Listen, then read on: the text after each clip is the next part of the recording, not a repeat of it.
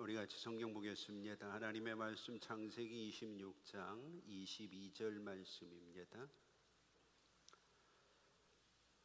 창세기 26장 22절 말씀 우리 찾으셨으면 한 음성으로 같이 읽겠습니다. 이삭이 거기서 옮겨 다른 우물을 팠더니 그들이 다투지 아니하였으므로 그 이름을 르호봇이라 하여 이르되 이제는 여호와께서 우리를 위하여 넓게 하셨으니 이 땅에서 우리가 번성하리로다 하였더라. 아멘. 오늘은 추수감사주일입니다. 참으로 좋은 주일에 여러분들의 가정에도 감사와 감격과 기쁨이 넘쳐서 주변 많은 사람들을 감동케 하는 아름다운 신앙이 있기를 소망합니다. 오늘 감사절을 맞이해서 여러 가지 하나님의 말씀들을 찾아보고 은혜로운 말씀을 전하기 위해 기도하던 중에 오늘 본문의 좀 설교 제목이 좀 이상하기는 하죠. 처음 들어보는 그런 단어인데 이 단어를 사용해도 될까 하는 문제를 가지고 몇 주 동안 저는 고민을 많이 했습니다. 그런데 다른 특별한 오늘 본문을 우리에게 설명할 수 있는 다른 특별한 단어를 찾을 수가 없어서 오늘 이것이 최선이 아닌가 하는 생각으로 오늘 쪼다의 감사절이라고 하는 이런 주제를 좀 잡아봤습니다.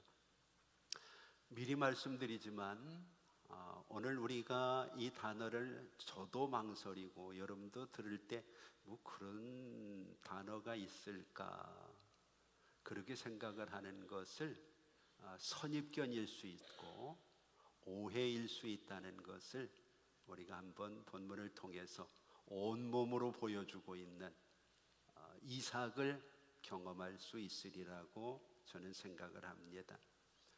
본문에 보면 이삭이 참 복을 많이 받았잖아요. 100배나 복을 받았고 아비멜렉의 말을 빌리면 크게 강성하였고 힘있다는 얘기죠.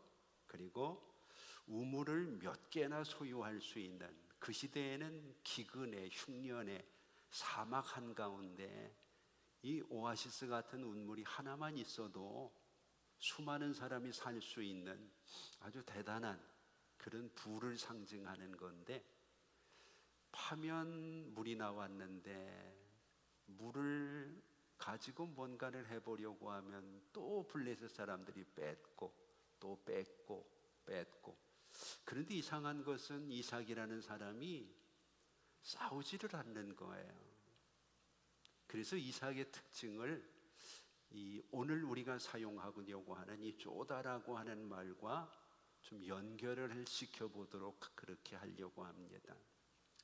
우리는 이 단어가 부정적인 의미가 강하고 또 이게 외래어 같기도 하고 욕 같기도 하고 또 어떻게 보면 일제잔재처럼 일본 사람들이 쓰던 말 아닌가 뭐 이런 느낌을 가질 수 있는 단어입니다.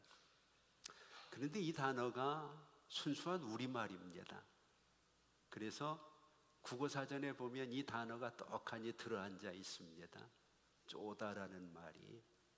그래서 성경을 보면 이 사전과 연결되어지는 이 단어와 비슷한 내용들이 참 많습니다. 사전에 보면 이 단어 쪼다라고 하는 말을 재구실을 못하는 어리석고 모질지 못한 사람을 낮추어서 일컫는 말이다 그렇게 설명을 하거든요. 이거 순수한 우리말입니다. 근데 성경에 보면 이게 바보는 아닌데 참 사람이 모질지는 못해요.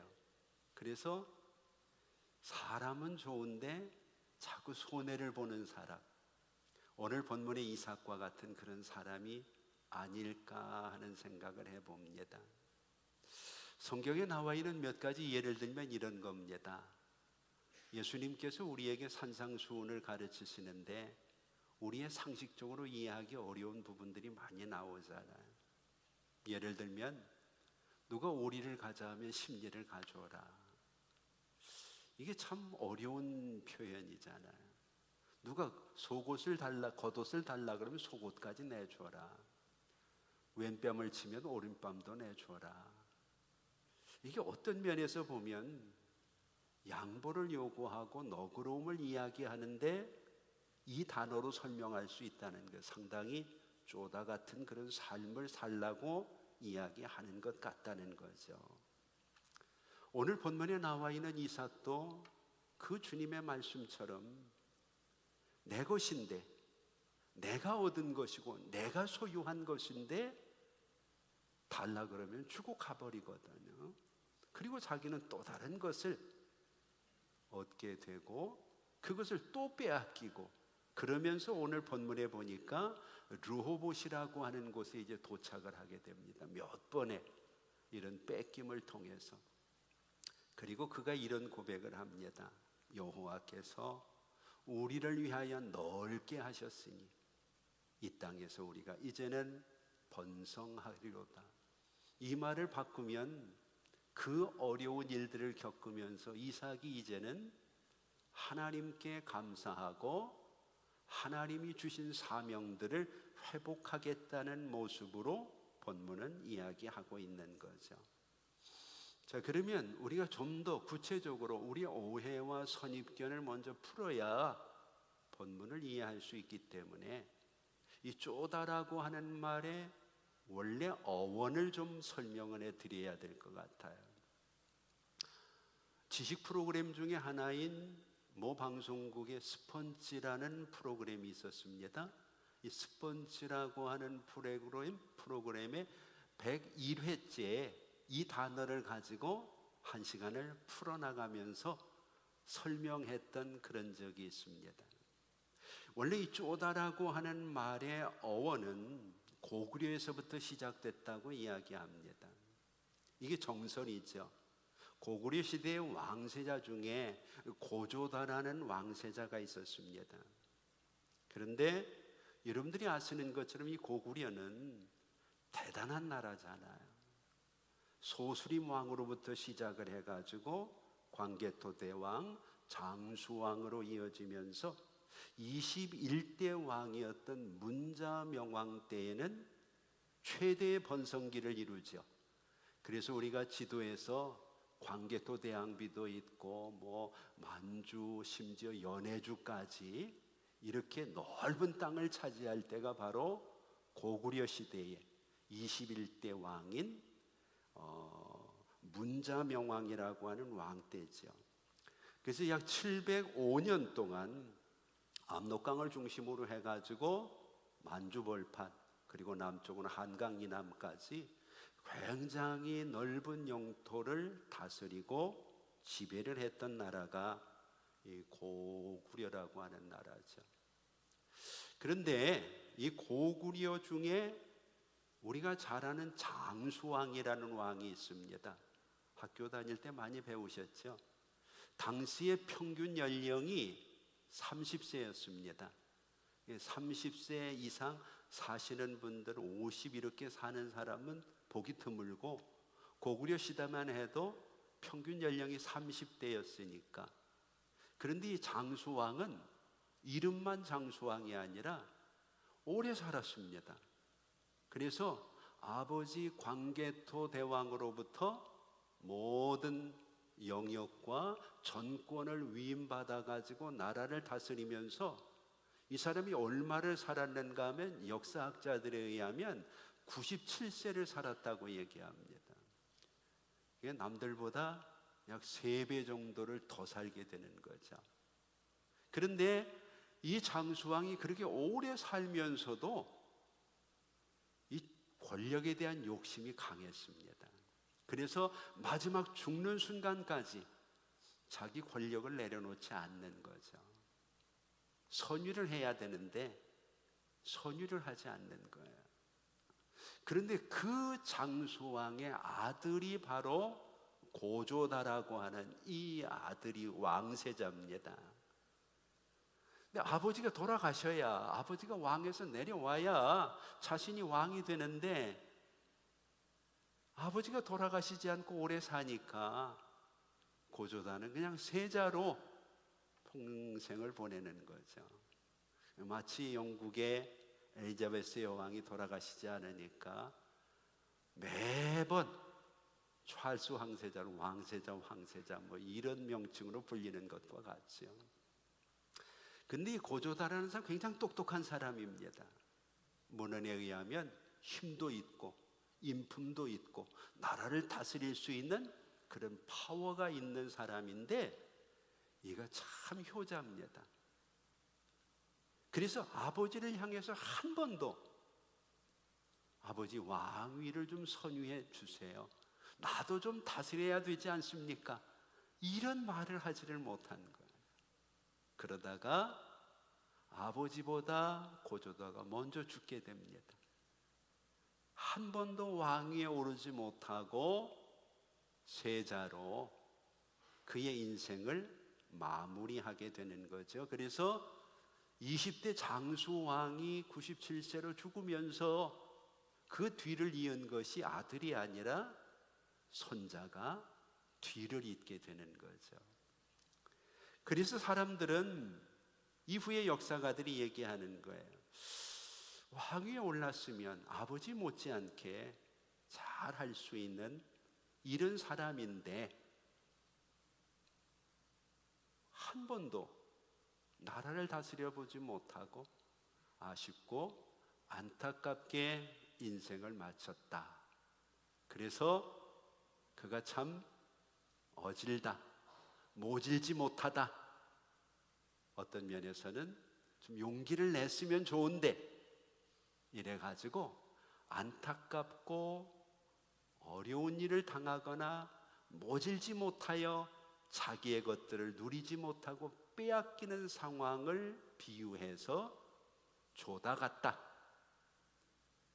이것이 이후에 점점 지나가지고 쪼다라는 된 발음으로 전해지게 되었다는 것이 역사 속에 있는 쪼다라는 말의 의미입니다. 그런데 역사적인 부분뿐만 아니라 문자적인 면에, 언어학적인 면에서도 이것을 조명한 게 있습니다. 또 다른 정설이죠. 사실은 이 이야기가 오늘 우리의 감사절과 맞는 이야기 같기도 하다는 생각이 듭니다. 원래 이 쪼다라는 말이 언어학적으로는 조두아라고 하는 단어에서 시작이 됐다는 거예요. 조두아. 좋게 얘기하니까 조두아죠. 좀 험악스럽게 얘기하면 새대가리 같다는 거예요. 이것이 점차 어원적인 변형을 일으켜서 조두아가 쪼다가 됐다는 겁니다. 그럼 이게 왜 감사절과 연결이 되면 좋겠는가? 여러분, 새대가리 그러면 어떤 생각이 떠오르시나요? 기억을 잘 못하는, 그죠? 금방 잊어버리는.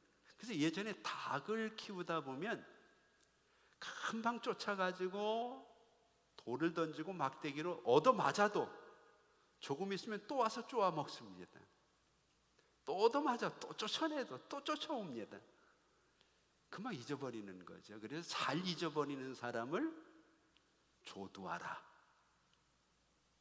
근데 감사절이 되면 사실 우리가 하나님의 은혜에 대한 감사 참 많은데 다 잃어버리고 살잖아요. 조두아 아닐까 싶어요. 그래서 이 감사절만이라도 한번 좀 깨우치고 돌아보고 확인시키면 아차하고 감사할 수 있지 않겠나. 그런 생각과 연결을 해보니까 이것도 맞는 것 같고 저것도 맞는 것 같고. 그런데 오늘 본문에서 우리에게 교훈을 주고 있는 이삭이라는 사람이 참 어질거든요. 정도 많고 가진 것도 많고. 그런데 한 가지 모질지 못하다는 거야. 이건 내 거야, 우리 아버지로부터 받은 거야, 딱 그가 주장을 하면 아비멜렉의 이야기 마냥 그가 크게 강성했거든요. 이 말은 재물만 많았다는 게 아니라 그의 종들이나 노비들도 많았다는 거예요. 힘이 있다는 거거든요.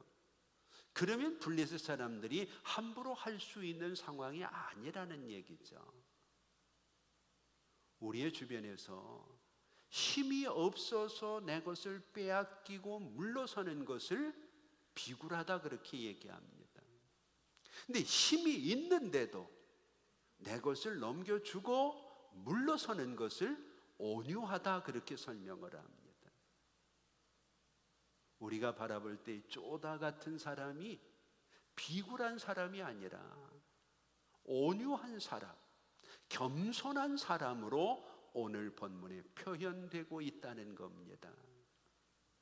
그러면 오늘 본문에 나와 있는 이삭이 어떤 면에서 쪼다 같은 모습을 보이는가? 과연 그것이 감사절에 우리의 신앙과 어떻게 연결이 돼야 되는가? 한 걸음 더 나가서 오늘 본문에 계속 양보만 하고 있던 이삭이 22절에서는 이제 더 이상 양보할 거리가 없잖아요. 여호와께서 우리를 이곳으로 인도하셔서 넓게 하셨으니까 이제는 다툴 필요가 없는 곳으로 하나님께서 이끄셨다. 온유한 자가 땅을 기업으로 받을 것이라고 하는 마태복음의 산상수훈과 맞아떨어지는 맥락을 가지고 있다는 거죠. 우리가 신앙생활을 하면서 그리스도인으로 세상을 살아갈 때에는 우리의 믿음도 중요하지만 이 믿음을 한마디로 정의하는 것이 관계라는 겁니다. 그래서 가장 성도가 중요하게 여겨야 될 것이 관계라는 겁니다. 이 관계 중에서 관계가 좋으면 믿음이 좋은 겁니다. 지금 어떤 면에서 이삭은 이 관계를 소중하게 여기는 겁니다. 우리의 신앙에도 내가 어떤 이익 때문에 관계를 깨트리게 되면 오늘 우리는 이익도 잃어버리고 사람도 잃어버리고 우리의 신앙도 잃어버리게 되는 경우들이 꽤 많습니다. 이 관계가 잘 정돈된 사람을 믿음이 좋은 사람이라고 얘기해도 과언이 아니라고 저는 생각합니다.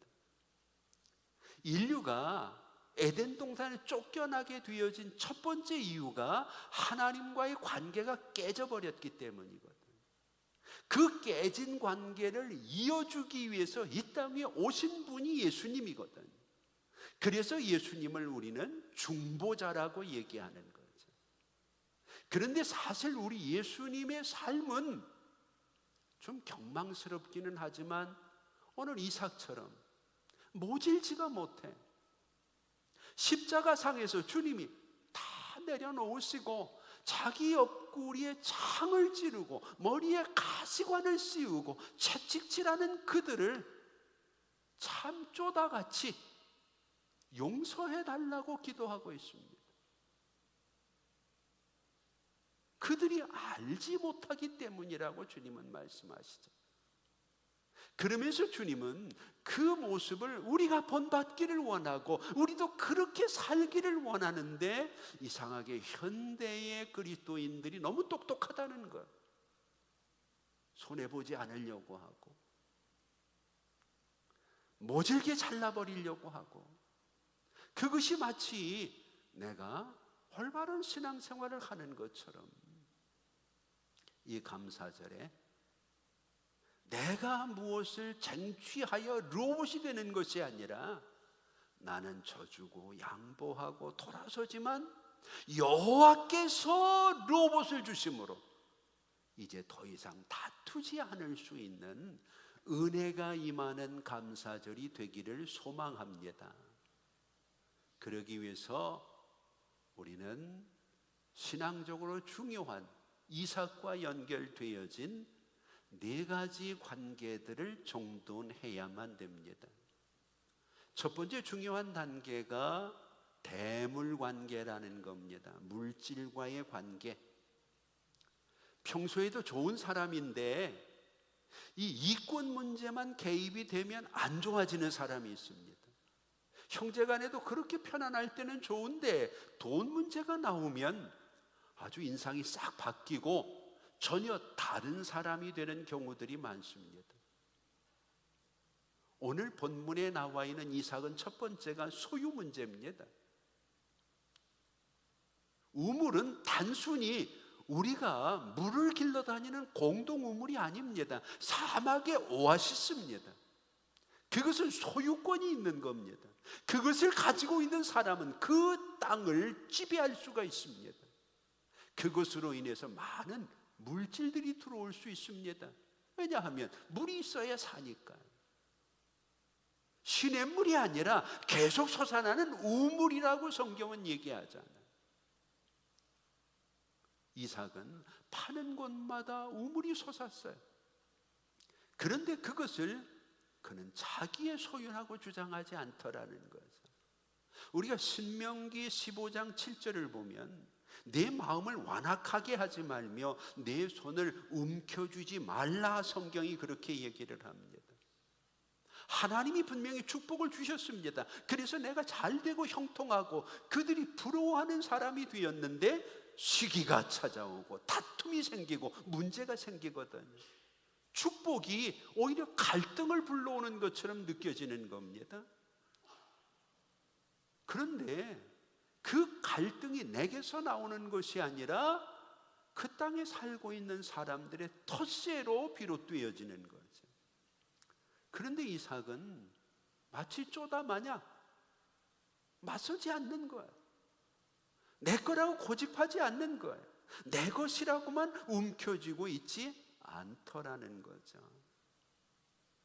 우리가 신앙생활을 하다 보면 분명히 하나님이 재산도 주시고 시간도 주시고 건강도 주시고 은혜도 주실 텐데, 이런 것들이 나를 위해서만 사용된다고 하면 오늘 우리는 대물 관계가 잘못 되어져 가고 있다고 이야기할 수 있는 거죠.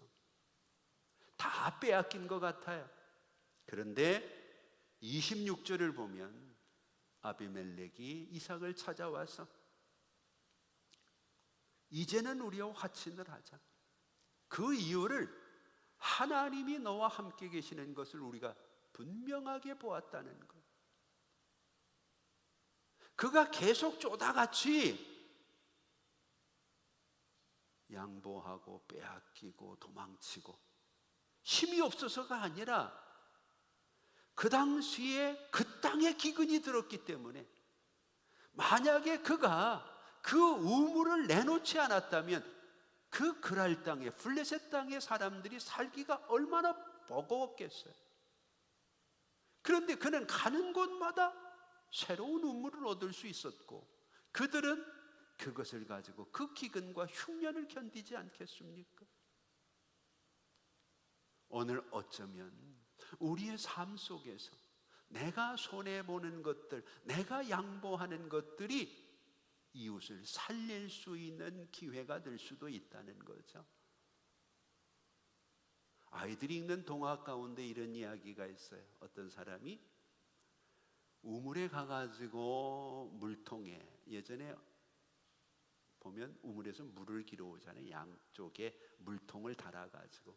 근데 이 물통이 이쪽 저쪽 구멍이 나 있는 겁니다. 그래서 이 물통에 물을 떠가지고 집에까지 오면 절반도 남지를 않는 거죠. 그래서 주변에 있는 사람들이 너 참 어리석다.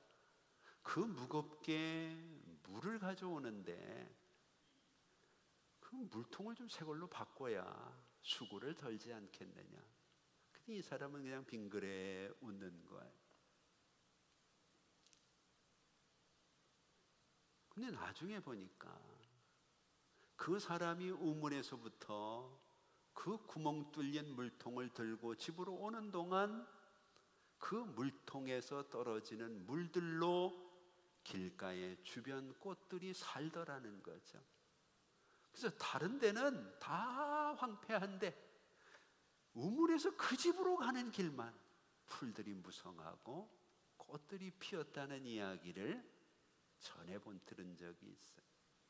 오늘 여러분, 어쩌면 내가 내가 가지고 있는 것을 내가 양보함으로 인해 함께 잘 사는 그런 일들이 오늘 쪼다 같은 이삭이 가지고 있는 대물 관계라는 거죠. 어떤 학자는 이런 얘기를 했어요. 꽃이 꿀을 빼앗기는 순간 번식할 수 있다. 여러분들은 어떻게 생각을 하세요? 만약에 벌이 없다면 꽃은 꿀도 빼앗기지 않고 행복할 것 같잖아요. 그런데 꽃은 번식할 수가 없다는 거죠. 나비가 와서 꽃가루를 가져가고 벌들이 와서 꿀을 뺏어 가는 그 과정에서 꽃들은 번성할 수 있는 거죠. 오늘 이삭은 함께 잘 사는 일을 선택했던, 물질적인 면에서 이건 하나님이 주신 거니까 이것은 내가 가지고 내가 누려야 되겠다 이 생각이 아니라 하나님이 또 주시겠지. 그가 이렇게 무례하게 행동을 하는 이유는 하나님의 또 다른 뜻이 있겠지. 이것이 모질지 못한 이삭의 쪼다 같은 대물 관계의 모습이 아니었는가. 그러면 나는 물질 문제만 나오면 신경 바짝 곤두세우고 요만큼도 손해보지 않으려고 우리가 이를 악무는 사람 아닌가. 그러면 우리의 주변이 살벌해지지 않겠어요? 비록 뚫린 물통이라도 내가 조금 더 수고하면 주변에 있는 꽃들이 같이 살 수 있다는 이런 진취적인 생각이 하나님이 우리에게 주시는 물질 관계가 되었으면 좋겠다는 거죠. 또 한 가지, 이번에는 대화 관계입니다. 자신과의 관계가 되는 거죠. 세상에서 가장 어려운 싸움이 자기와의 싸움이라는 거 아시죠? 그래서 마태복음 16장 24절을 보면 주님이 우리에게 잘하는 말씀을 하셔요. 누구든지 나를 따라오려거든 자기를 부인하고 자기 십자가 지고 나를 따르라. 나 부인하는 일이 참 어렵기 때문에 이 내가 살아있으면 참 신앙생활이 힘듭니다. 이제 나중에 다른 주간에 설명을 해드리겠지만 이삭이 처음 팠던 곳이 에색이거든. 그리고 두 번째 팠던 곳이 신나거든. 근데 이 말들이 주는 의미들이 서로 다릅니다. 에색이라고 하는 건 다툰다는 거예요. 신나라고 하는 건 적대한다는 거예요. 그러니까 다툼보다 커졌다는 거예요, 싸움이. 그런데 세 번째 그가 팠던 우물이 르호봇이거든. 넓다는 거야. 두 옷만 참으니까 하나님은 더 넓은 곳으로 인도하고 역사하셨다는 거죠. 세상은 우리에게 얘기합니다. 싸워야 이긴다. 그래서 미국의 트럼프 대통령은 관세 전쟁을 하거나 세계 정세 전쟁에 대해서 우리는 승리하기 위해 간다, 뭐 이런 표현을 사용하죠. 그런데 성경은 다른 얘기를 합니다. 성경은 용서와 관용이 하나님의 길이라고 얘기합니다. 그런데 우리는 자꾸 세상의 길을 따라가려고 하거든. 손해보지 않으려고 다투고 손해보지 않으려고 싸우고. 이것은 대화관계가 잘못되어 있다는 거예요. 자신과의 관계가. 예수님께서 베드로에게 마태복음 18장 22절에 보면 7번뿐 아니라 70번도 용서해야 된다고 얘기하죠. 한 걸음 더 나가서 누가복음 17장 4절을 보면 하루에 7번이라도 내게 죄를 짓고 7번 내게 돌아와 내게 회개하노라 하거든 너는 용서해라. 이게 우리가 바라볼 때는 쪼다 같은 모습이죠. 하루에 한 번, 두 번, 세 번도 되는데 7번씩이라도. 오늘 우리가 가정에서나 교회에서나 직장에서나 우리의 삶의 현장에서 갈등을 피할 수 있는 방법은 싸워서 이기는 것이 아니라 용서하고 관용을 선택하는 것이라고 얘기하죠. 똑똑하고 잘난 사람은 잘 따집니다. 손해보지 않으려고 하다 보니까 절대 용서라는 게 없습니다. 그런데 쪼다는 용서를 잘합니다. 우리가 성경을 보면 이삭이 이후에 아비멜렉과 군대 장관이 찾아와서 빌 때 오히려 그를 대접하고 그를 후대에서 보내자. 용서하니까 이게 되는 거죠. 감사절에는 누군가 용서하지 못한 사람이 있으면 내가 쪼다가 되는 한이 있더라도 용서를 배우고 베풀 수 있는 절기가 돼야 된다는 거죠. 내가 누군가의 이익을 움켜줬다면 이제는 감사절에는 그것을 펼 수 있는 대물 관계에서의 쪼다가 돼야 된다는 거죠. 우리가 잘 아는 요셉을 한번 보세요. 애굽의 총리가 됐지만 보디발의 아내에게 복수하지 않잖아요. 누가 볼 때는 쪼다 같은 삶이죠. 그의 형들을 향해서도 너무 걱정하지 말라고. 이미 용서가 돼 있으니까 하나님이 하신 일이라고 얘기해요. 더 재미있는 것은요, 요셉이 아들을 낳고 아들의 이름을 줬어요. 첫째 아들의 이름이 뭔가요? 요셉의 첫째 아들. 이걸 알아야 되는데, 이걸 알아야 성경이 재미있는 거. 므낫세거든. 므낫세라는 말의 의미가 뭔가요? 악한 일을 잊어버린다는 뜻이에요. 이미 그는 용서에 대해서 아들의 이름을 지으면서 형들이 나를 판 것, 보디발의 아내가 나를 오해하고 감옥에 집어넣은 것, 감옥에서 자기 때문에 살아났는데도 자기를 모든 것들을 다 잊어버리겠다는 마음을 아들의 이름에다 담는 거예요.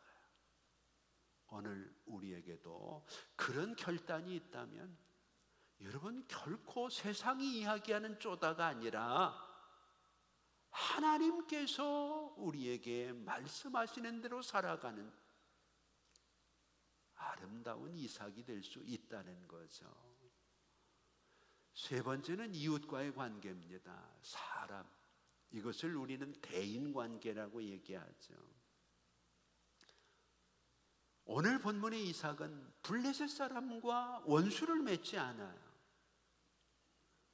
관계라고 하는 것은 싸워서 얻는 것이 아니라 용서하고 사랑함으로 지켜내는 것이라고 성경은 얘기합니다. 열왕기상 12장을 보면 르호보암이라는 왕이 나옵니다. 이 왕이 아버지 솔로몬의 뒤를 이어서 나라를 다스리게 되었는데 나이가 든 지혜로운 어른들이 그에게 백성들을 품으라고 얘기합니다. 근데 젊은 사람들이 그를 충동질하죠. 그러면 버릇이 없어집니다. 이 기회에 버르장머리를 잡아야 됩니다. 그때 열왕기상 12장 16절을 보면 이 르호보암이 쪼다대기를 거절합니다. 내가 다윗과 무슨 상관이 있는데 너희들을 채찍으로 징치하겠다. 힘으로 다스리겠다는 거죠. 그 나라가 완전히 갈라지게 되는 것. 사마리아 사람을 보세요. 누가복음 10장에 나와 있는 사마리아 사람, 예수님이 그를 들어서 소개할 정도로 그는 이웃과의 관계가 잘 정돈된 사람. 유대인들은 사마리아 사람을 왼수 취급하잖아요. 심지어 사마리아 사람은 개 같다 그렇게 얘기를 합니다. 그런데 유대인이 쓰러졌는데, 유대인이 강도 만났는데 그 곁을 지키고 그와의 관계를 회복하려고 하는 사람은 같은 유대인이 아니라 그들이 원수시 여기는 사마리아 사람이잖아요. 그래서 예수님이 묻습니다. 강도 만난 사람의 이웃이 너희 생각에는 누구와 같으냐? 누구라고 생각하느냐? 그때 그들이 정답을 얘기하죠. 자비를 베푼 자니이다. 오늘 우리의 이웃과의 관계, 사람과의 관계는 누가 자비를 베푸느냐가 중요한 겁니다. 오늘 여러분, 남에게 피해 주지 않았다고 내가 인생 잘 살았다고 이야기하지 말고, 누군가에게 내가 자비를 베풀 수 있고 덕을 베풀 수 있는 사람이 돼야 내 주변에 오늘 본문의 이삭처럼 원수가 이웃되는 은혜가 있다는 것을 꼭 기억하시기를 바랍니다.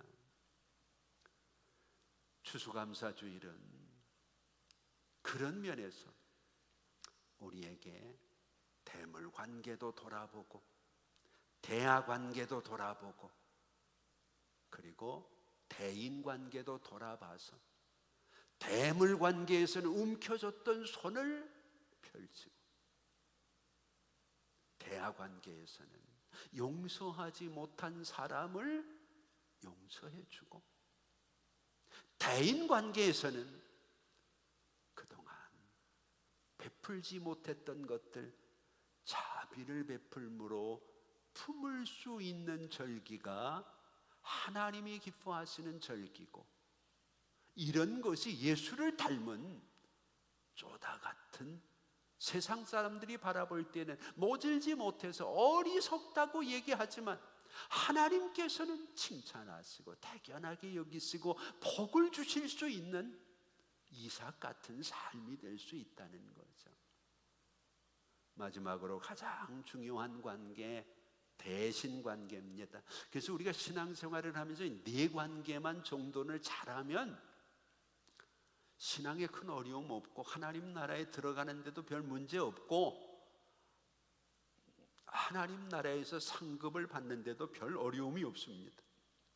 그런데 그동안 이런 일들을 소홀히 했다면 이제 이런 절기에 우리에게 주시는 메시지를 통해서 나를 한번 돌아보고 다시 관계를 정돈하는 게 세상 사람들이 볼 때에는 쪼다 같은 삶이라도 하나님이 보실 때에는 멋진 인생이 될 수 있는 거죠.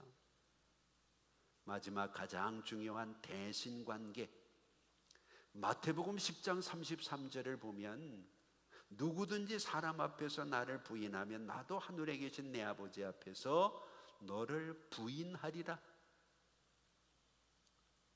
우리가 다른 것은 양보해도 하나님을 양보하면 안 된다는 것. 오늘 본문에 나와 있는 이삭은 소유도 양보합니다. 그들의 죄악도 덮습니다. 그들에게 의무를 넘겨주는 자비도 베풉니다. 그런데 절대 양보하지 않는 게 있습니다. 하나님과의 관계입니다. 그래서 그는 여호와께서 복을 주셔서 100배나 거부가 되었고, 오늘 그들이 찾아와서 결국 이삭을 통해서 본 것은 여호와 하나님이었다고 이야기합니다. 예수님은 십자가상에서 세상 사람들이 바라볼 때에는 가장 큰 쪼다처럼 보였을 겁니다. 아무 말 없이 십자가에서 죽으셨습니다.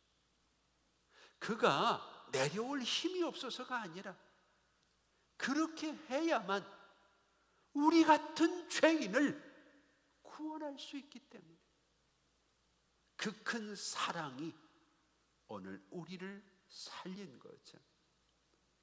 여러분, 복음은 세상의 지혜를 거스릅니다. 복음은 손해보는 사랑이라고 정의할 수 있습니다. 그래서 예수는 손해보는 사랑을 선택했습니다.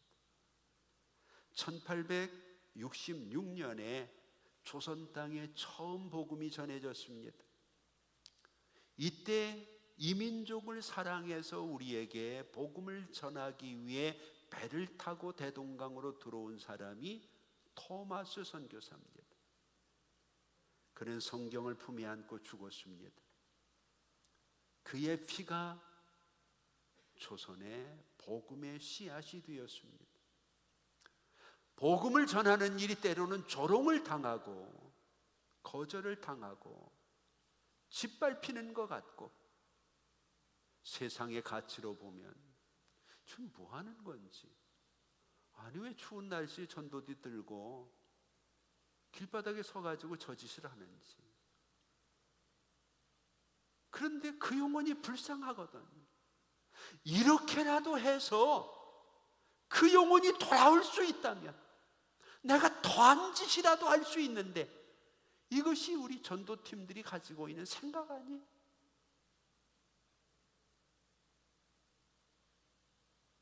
복음은 손해보는 사랑이에요. 예수님이 그렇게 해서 우리에게 복음을 주셨고, 토마스 선교사가 그렇게 해서 우리를 구원받게 하시는 것, 나도 그래야 되지 않겠어요? 사도행전 20장 24절에 보면 그 사랑을 깨달았던 바울이 자기 목숨보다 복음을 증거하는 일을 더 귀하게 여긴다, 그렇게 얘기를 합니다. 오늘 여러분, 이렇게 하나님의 말씀을 전해드렸는데 여전히 쪼다라는 말이 거부감이 드십니까? 절대 나쁜 단어가 아닙니다. 사람들이 자기 기준과 지혜로 어질지만 모질지 못한 사람들을 낮추어서 부르는 단어입니다. 한 번도 고조다는 오래 사는 아버지를 향해서 왕위를 내놓으라고 이야기하지 않았어요.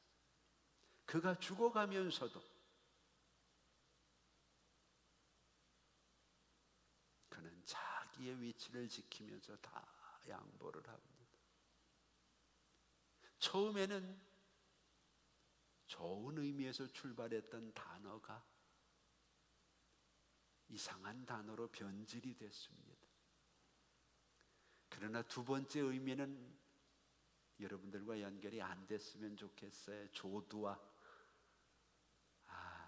나는 왜 이렇게 자꾸 깜빡깜빡하는지, 다른 거 다 잊어버려도 되는데요, 하나님 잊어버리면 안 되고, 감사한 마음은 절대로 잊어버리면 안 된다는 생각을 합니다. 오늘 바라기는 착하고 충성된 종들은 거의가 사상 기준으로 볼 때 어리석은 삶을 살았어요. 손해보고 무시당하고 빼앗기고. 그런데 오늘 이삭은 블레셋 사람들이 볼 때는 분명히 쪼단데 하나님이 보실 때에는 르호봇으로 인도하여 감사의 절기를 지키게 하는 축복의 하나님의 자녀였다는 것을 기억하시기 바랍니다.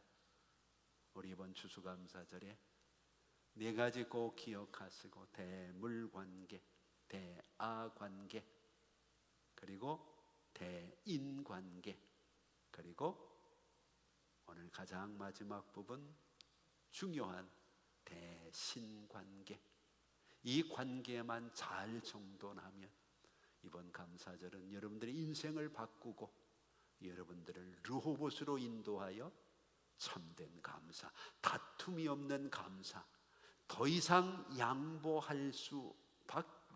양보할 것이 없는 넓은 곳으로, 번성하는 장소로 인도하시는 여호와를 만나게 될 줄 믿습니다.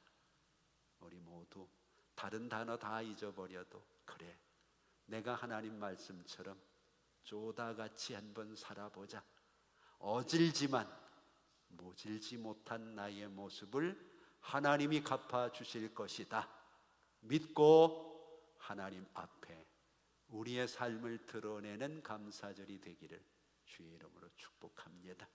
기도하겠습니다.